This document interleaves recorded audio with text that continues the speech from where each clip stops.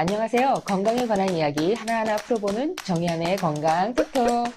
한의사 정의안입니다. 자율신경 실조증은요, 이 자율신경계와 관련된 교감, 부교감 신경계 이상으로 발생하는 증후군입니다. 그리고 이 증상의 범위가 워낙 넓어서 내분비계, 심혈관계, 호흡기계, 소화기계, 비뇨생식기계, 또 체온조절계, 통증조절계 같은 신체의 광범위한 기능을 총망라하기 때문에 이 진단도 어렵고 치료도 쉽지 않습니다. 자, 오늘은 이 자율신경 실조증 제대로 치료한다는 것이 뭔지에 대한 이야기입니다.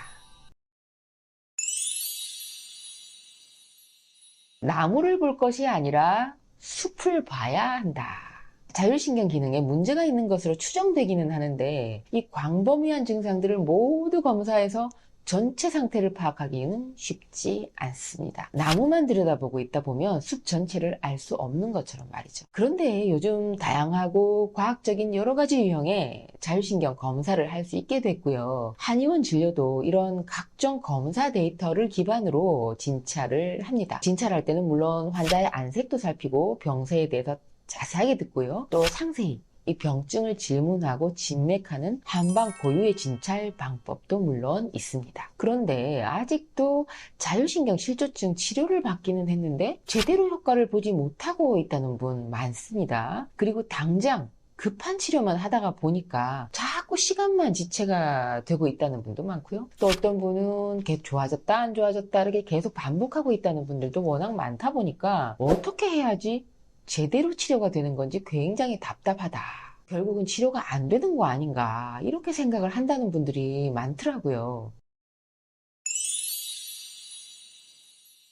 자율신경 실조 치료를요, 장기간 하게 되는 경우는 이걸 당장 증상 개선에만 목적을 두고 증상 하나하나만 조절하는 이 대증 치료하면서 그냥 시간 보내는 경우가 가장 많습니다. 워낙 증상들이 많아서 뭐 어느 거 하나 가벼운 것이 없죠. 환자 입장에서는 정말 하나하나 즉시 즉각 증상을 없애고 싶은 마음이 사실이죠. 그러다 보니까 수면 유도제, 수면제, 신경 안정제, 진통제, 소화제, 정장제 이런 약물들 또는 주사제 이런 것들 여러 가지로 복용하고 주사 맞으면서 버티게 되는데요. 이렇게 조절하다 보면 나중에는 이런 약이나 주사의 효능을 제대로 발휘하지 못하게 되고요. 결국은 더 실망스럽죠. 그래서 이 대증 치료에 치중하느라고 소모한 시간을 되돌릴 수는 없다는 거죠. 그렇다고 원인 치료만 하는 것도 답은 아닙니다. 지금 당장 밥을 못 먹겠고, 밤에 잠을 못 자는 날이 너무 많아지고, 어지러워서 앉아있지도 못하고, 가슴에 이렇게 열이 쌓여가지고 숨도 못 쉬는데, 이 환자에게 그냥 원인 치료 중이니까 몸이 회복되는데 시간이 많이 걸리니, 몸을 괴롭히고 있는 이런 증상들을 원인 치료 될 때까지 그냥 참고만 지내라고 할 수는 없잖아요. 당장 힘든 증상들이 전혀 해결되지 않은 채로 그냥 시간이 흐르면 환자들은 우울하고 불안하고 긴장되고 그래서 치료를 쉽게 포기하게 됩니다. 원인 치료에 치중하는 것이 원칙적으로 맞기는 한데요. 치료를 단계적으로 밟아서 점점 호전 반응이 오게 하기 위해서는 근본적인 원인 치료와 함께 당장 증상 완화시켜 줄 수 있는 대증 치료 동시에 진행하는 경우가 많은 것도 그런 이유입니다. 대증 치료, 원인 치료 이런 거 상관없이 어떻게든 치료가 잘 되고 빠른 효과를 보기 위해서는요. 전제 조건이 있습니다. 치료를 받아들일 몸의 조건이 좋아야 됩니다. 집을 지을 때 우리가 집안의 조건과 토양의 모양이 좋아야 그리고 기초공사가 튼튼해야 좋은 집을 지을 수가 있잖아요. 치료를 해보면 확실히요. 나이도 젊고 주변 상황도 좋아서 빨리 나을 것 같은 조건인데도 막상 치료를 시작해보면 좋아졌다, 나빠졌다 반복을 하거나 아니면 좀처럼 호전 반응이 나타나지 않는 경우도 있습니다. 그래서 면역력, 기초 체력, 생활 습관 이런 게 너무 심하게 나빠서 몸 상태가 엉망이면 나이가 젊어도 치료 효과가 떨어집니다. 검사를 해봤을 때 이 상열 하한, 상체와 얼굴로는 열이 뜨고요. 하체와 복부와 손발은 냉한 이런 상열 하한 상태가 굉장히 심한 경우에 치료를 통해서 상하, 순환을 바로 잡는 것이 순서고요. 또 그 상열 하한을 바로 잡은 상태를 지속적으로 유지할 수 있도록 하는 과정도 필수입니다. 그래야 대증 치료든 원인 치료든 치료의 효과가 빨라지고요. 치료 효과가 오래 유지될 수가 있는 거죠.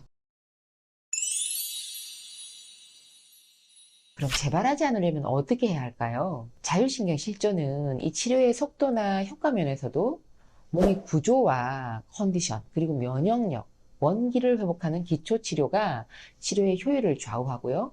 또 재발도 예방할 수 있는 방법입니다. 특히 이 배우자나 가족과의 갈등으로 인한 이 스트레스로 유발된 자율신경 실조는 치료가 끝난 뒤에도 이 상황이 바뀔 수가 없는 경우잖아요. 이런 경우는 이 치료 과정을 통해서 회복된 신체의 이 수승 화강 상태를 잘 유지하는 것이 중요합니다. 자율신경 실조가 재발되는 것은 수승 화강 상태가 다시 무너졌을 때 발생하기 때문이죠. 그래서 저는 이 치료를 완전히 마무리한 환자라 하더라도 일정 간격을 두고 정기 검진을 위해 진찰 받으러 오게 하고 있습니다. 몸의 상태를 잘 유지하고 있는지 여부를 확인하기 위해서인데요. 환자 입장에서는 이렇게 정기 점검을 주기적으로 받으면서 본인의 몸과 마음을 그리고 또 정신을 다시 한번 돌아볼 수 있는 계기가 되어서 좋고요.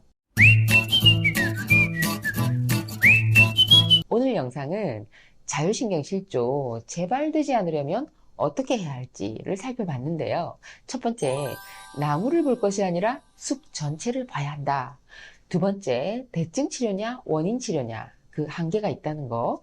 세 번째, 기초가 튼튼해야 치료도 잘 된다는 점.